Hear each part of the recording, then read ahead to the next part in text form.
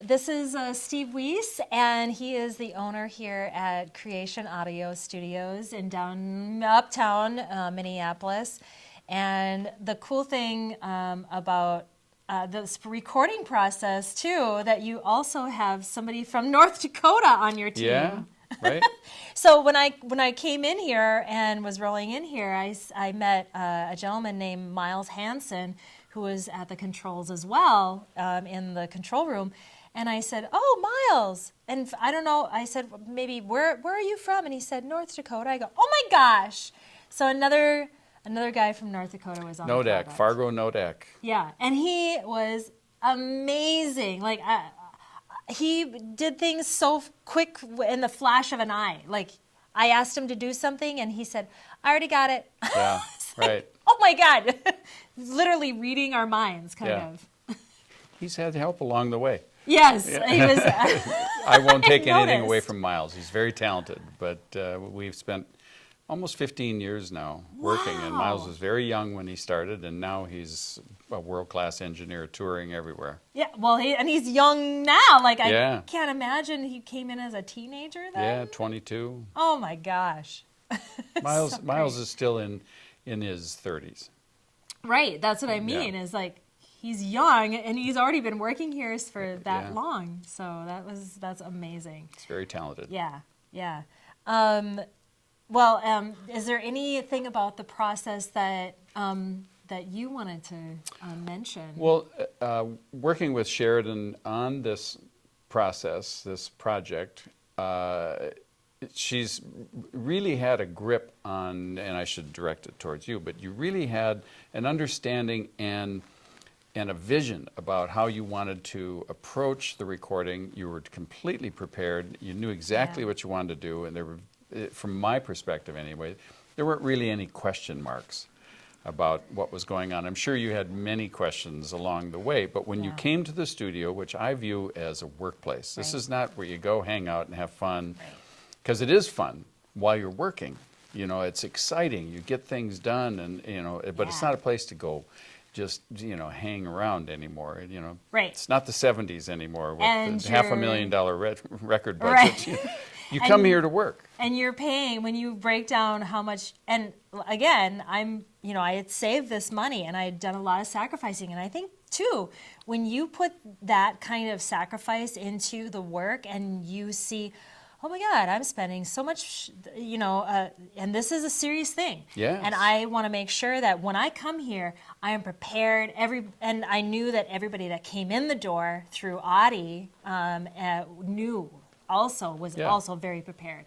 Yeah, this is a professional enterprise, and we're here to be creative, to go through the work. I always think of the studio as it's a big physical space, but I try to make it invisible. Yeah. Just let the music just sort of happen and keep the tech out of the way as much as possible. I find that to be the most productive way to approach it. Absolutely.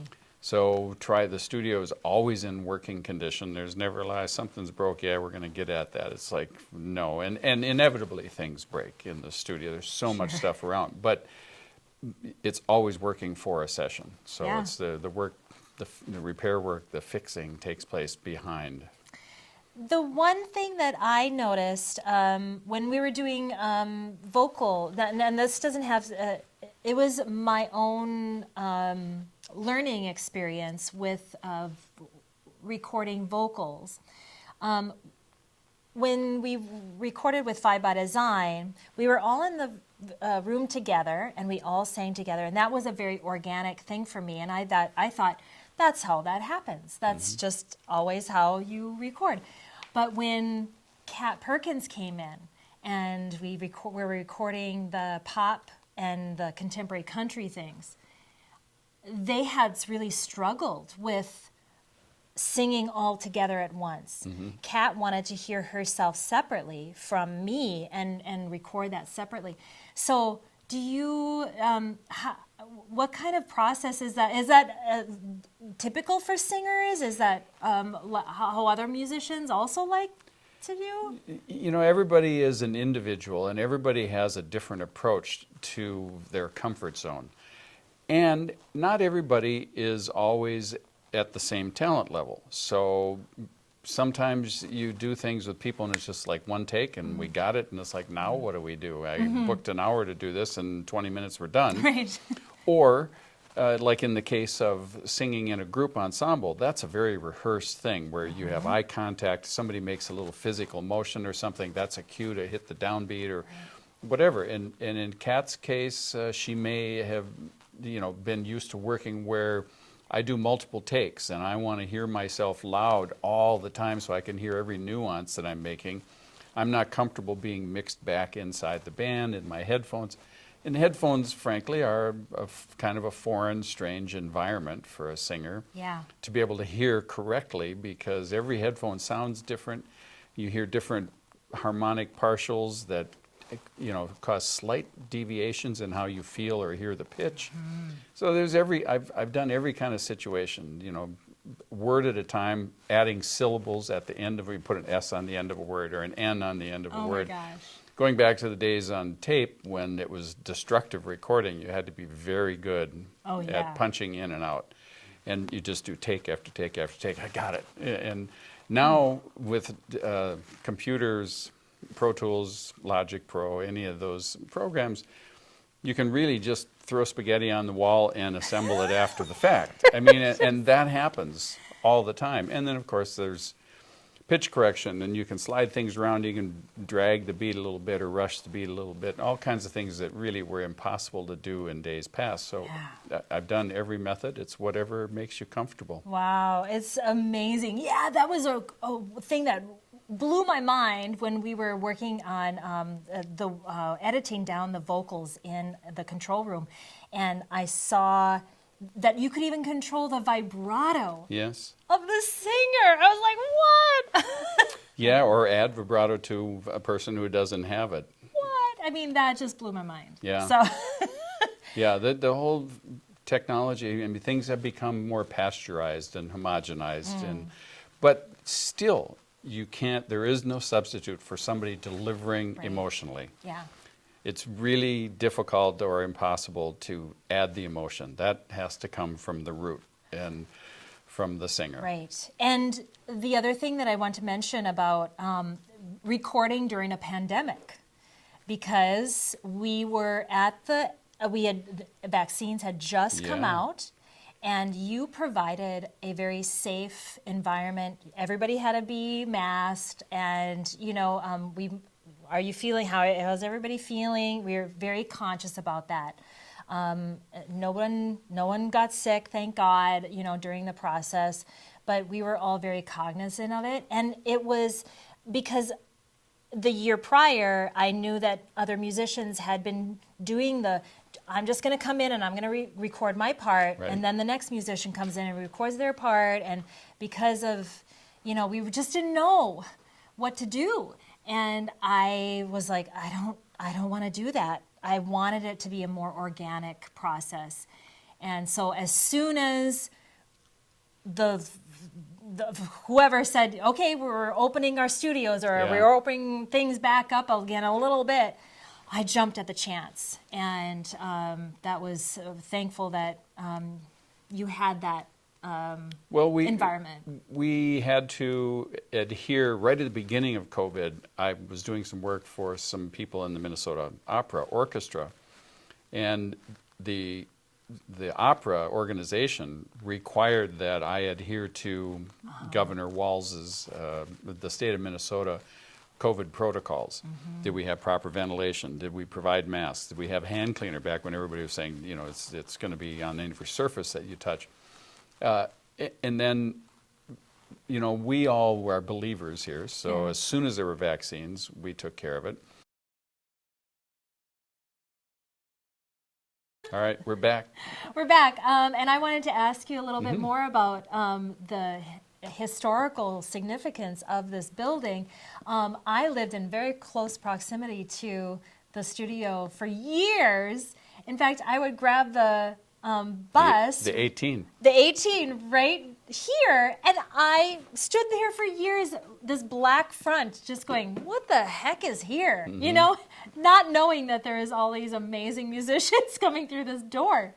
Well, the 18 is an interesting story. I'll just briefly give you a little history there. But the city of Minneapolis is it's constantly doing something stupid with transportation. Right. And so probably one of the only locations in the city where they would have a bus stop on the upside of the intersection.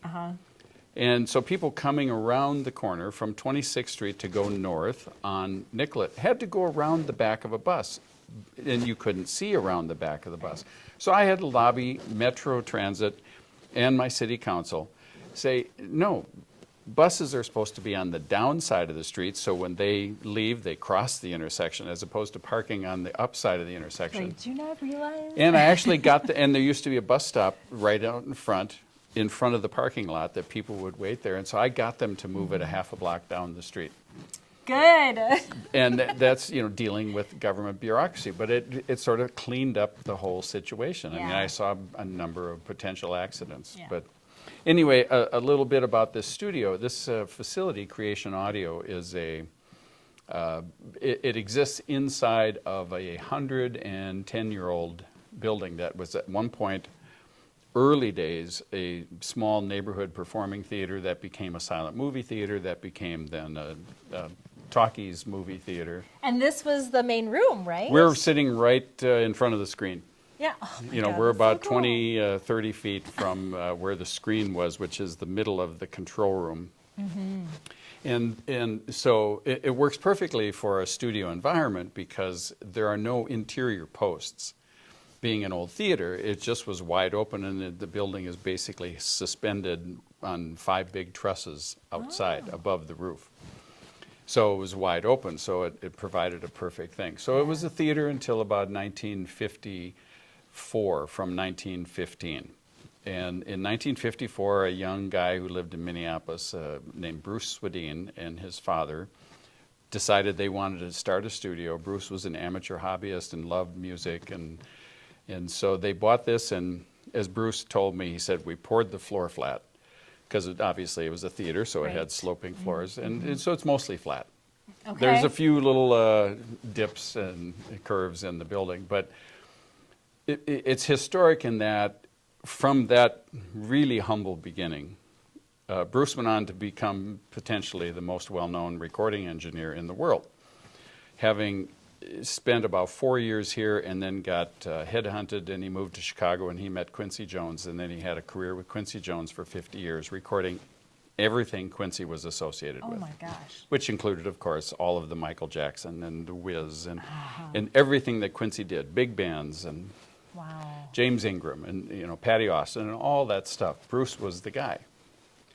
So the studio went through, when he left, it got sold to somebody, and it's just been in constant transformation. And Was so it always a recording studio, though? Well, it was always a studio. Or did it sit empty? There was a short period of time from about right around 1953 that I don't know what was going on in here, because the theater closed in 52 or something, based on city records that I've been able to find. But now 6 owners before me, I've been the owner now as the 7th owner longer than the previous 6. Oh, wow. Combined. Great. And so I've been in this building now for 36 years. Oh my gosh.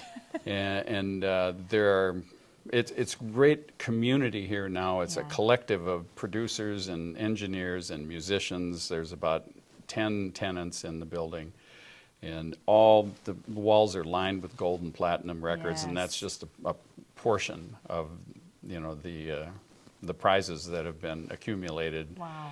over the years. It's a working studio. Very historical, though. Yeah. Yeah, there's been lots of variety of music, and I mean every kind of music that's gone through here, and continues, and it's in better shape than it's ever been.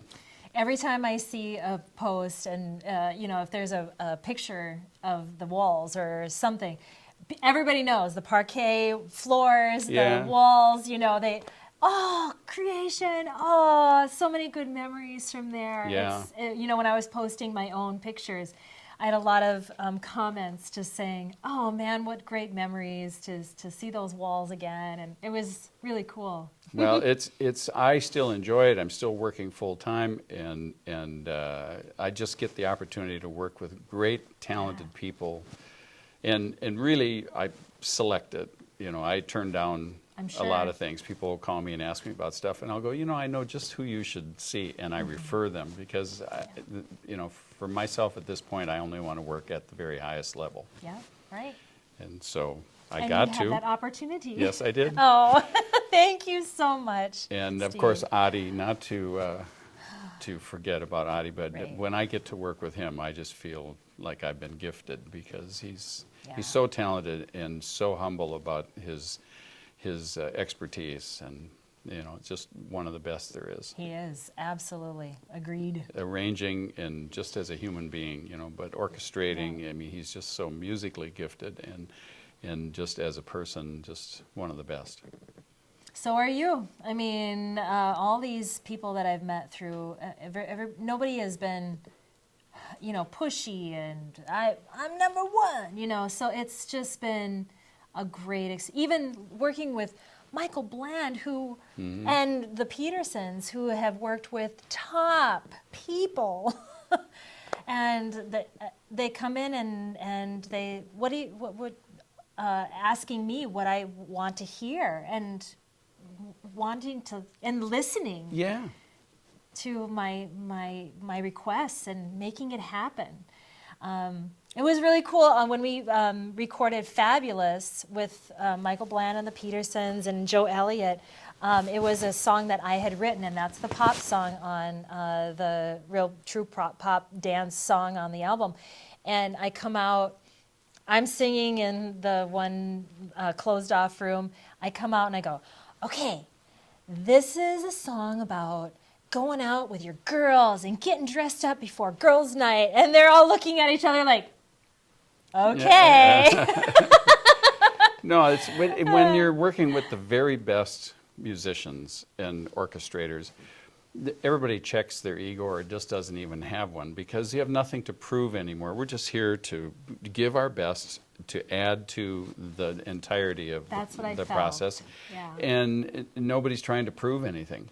Right. That's all in their past, if it ever was within those same people. But when you work at that level, it's just like, this is what we do, and we do it well. Yeah.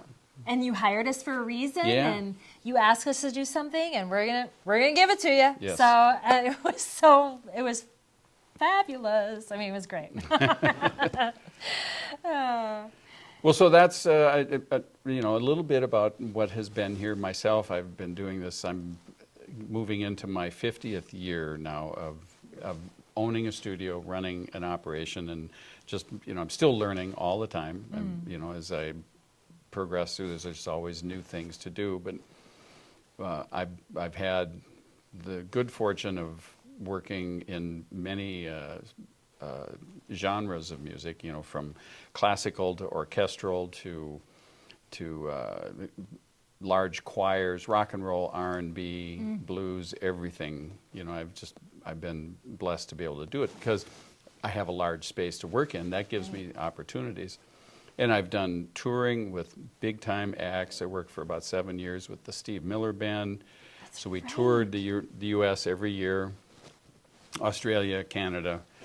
Did not go to Europe with Steve, but met musical dignitaries, opened for Paul McCartney and Oh my gosh. and worked with Don Henley Yeah. and when he was out on tour with his own band and a number of other great, Lou Gramm from Foreigner and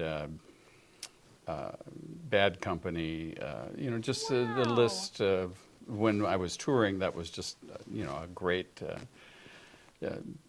bunch of years. Classic theaters around the country, the Beacon Theater in New York and the big Fox theaters. They're Yes. beautiful, gold I ornate, and there's a number of them around the country, and they're big theaters, 2,500, 2,800 seat Five by Design got to be at some of those theaters, and they're Yeah. just so beautiful. Yeah. Yeah, but the stadiums, though, that you were in. Yeah, doing the football stadiums. Steve, when Can't we imagine. toured, mostly we played what was referred to, or still is referred to, as the sheds. And they're the big amphitheaters that are around the country in every city, and they're usually anywhere from 15 to 20,000, from 5 to maybe 7 or 8,000 under a roof, and then the rest are on the lawn behind the roof. Ah. But we did have the opportunity to open 10 shows for the Grateful Dead, and that was all in football stadiums. So Let me ask you this. So when you're playing football stadiums, do you have the sound delay? How does that... I suppose there's never a delay because there's always sound coming at you? How? well, it was very interesting, and you see the industry that was the Grateful Dead. When Jerry Garcia was doing it, there would be a front of house position, and there would be a covered area in front, and my whole system that would be for the Steve Miller Band was sitting in front of the Grateful Dead's system. Uh-huh. And I fed through them to the house PA, which I had nothing to do with setting up. That was all their crew Okay. and tech. We just started the show. And we'd get done with our show, and there would be this mass of steel workers that would come out, and when they would knock half of the tent down and take it away, all the scaffolding and everything, take my console away, and this all took about 15 minutes. I mean, they were just in and out, and all of a sudden, all you saw was the front of house position for the Grateful Dead, and then they just did their show. So I sat at the front, mixed my show, and they took half of the front away, so now the Grateful Dead was at the front of his covered area. Oh my gosh. It just magically disappeared. And to see that happen through a mass of people that are shoulder to shoulder from you to the stage and on everywhere on both sides, these big guys would come through, and the crowd would part. It would be like the waters parted. Wow. And they would come through, and they'd knock all the steel apart and take it away. And that process you don't see with very many acts. Right. You know, the Dead had their thing down, and Uh-huh. they had an interesting area right behind the front of house where all of the true Deadhead believers could record, and it was sanctioned by the Dead. And so there were all these guys with every kind of recording device and microphones on sticks 20 feet up in the air, Cool. recording every show. Wow. And they loved it. They promoted there to be these bootleg recordings. That's like Spotify before Spotify, or Yeah. Pandora, or Yeah. whatever. Oh So my that was very gosh. exciting doing that, and going across Canada, opening for Bryan Adams in Canada, who was a big Canadian Right, artist, obviously. yeah. And we played from Newfoundland to Vancouver, Oh my gosh. from coast to coast cool. across Canada, and that was a great year. I bet. And then, of course, playing an Earth Day show with Paul McCartney. Oh my you know, gosh. opening Where for was him. that? That was at the Hollywood Bowl. Oh, you. Oh, that's And- so cool. Yeah, and so there, were some highlights. That, Yeah. Any overseas, like in Europe? we didn't play Europe, but we played Australia, and that was great because we played 5 shows in Australia over a 2-week period, and one of them was billed as the world's largest barbecue, and everybody in 3 different cities, I think, they were having these big outdoor festivals, simultaneously big barbecue festivals. So they were billing it as 50,000 people barbecuing at the same time. Gosh.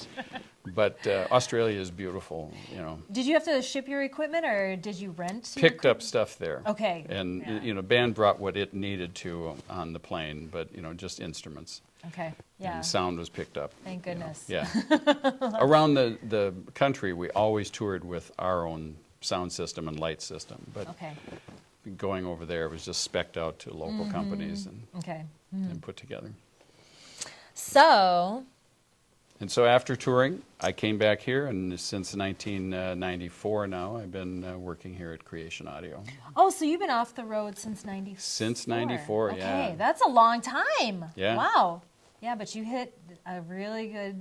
I had a great golden- run. Yeah. I hear from a lot of older bandmates that, those are the days. Yeah. Those are some good days. But thank you for asking about that. Yeah, absolutely. Yeah.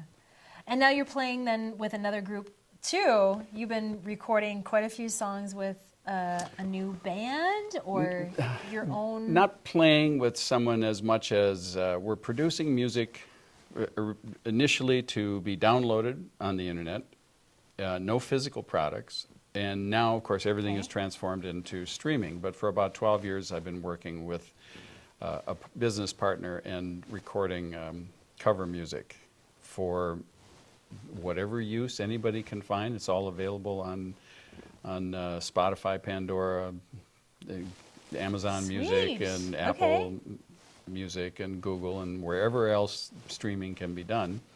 And currently, we have about 700 plus songs on Spotify. That's amazing.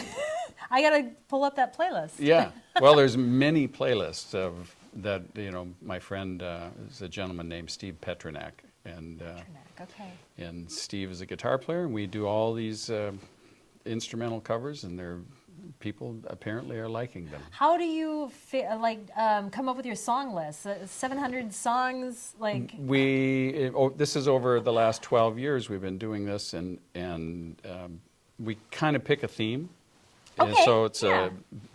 recent. It started out being classic pop music, going back to the 60s, Simon and Garfunkel and things like that. And progressed through the decades, and we've done wedding music and patriotic music and Christian music and Christmas songs Fun. and classic country, contemporary country, classic rock, contemporary pop Wow. music, every kind of a thing, and just look to see what's popular and successful, and it's like, let's do a version of that. Yeah. We'll pick artists, fun. and we'll do 15 songs of that artist, and It's almost like a cabaret kind of way of, because with a cabaret show you have to have a theme, but just think to give you that inspiration. It's very helpful to have that focus, though. yeah. And you never know what's going to hit. Right. Some of them have been streamed 5,000 times, 10,000 times, 50,000 times, and then we've Whoa. got a couple of songs that have streamed now more than 10 million times. Oh my gosh, that's amazing. Yeah, so you just don't know, and I think, really, that song? What's so popular about that song? I'm glad, but So would you, because I remember you did give some very good advice about, to me, about hopefully yes. something. I always like to have one good idea.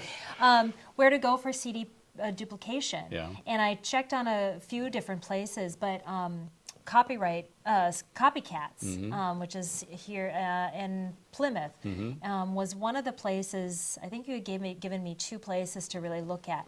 And another, probably mutual friend of ours, Jay Epstein, had also had a great experience at Copycats. I'm happy to do it. This available to us. Thank you so much. I did mention to Alton, who's producing the show, when he first contacted me, and he said, "Man, my program is called Behind the Mic." I said, "It should be called In Front of the Mic, because that's where the singers are." Yeah. I said, "I'm the guy who's behind the mic." Always, Right. but it was a little joke, and his title is aptly suited for his enterprise. But it's Yes, and the thank you, magic Alton. takes place. My theory in creating and working in this industry is the magic takes place in front of the microphone. The illusion takes place behind the microphone. That I've learned. There is Yeah. a lot of illusion. Yeah. There's a lot of magic making Yeah. that happens. So it's very cool. Thank you. You're welcome. Thank you.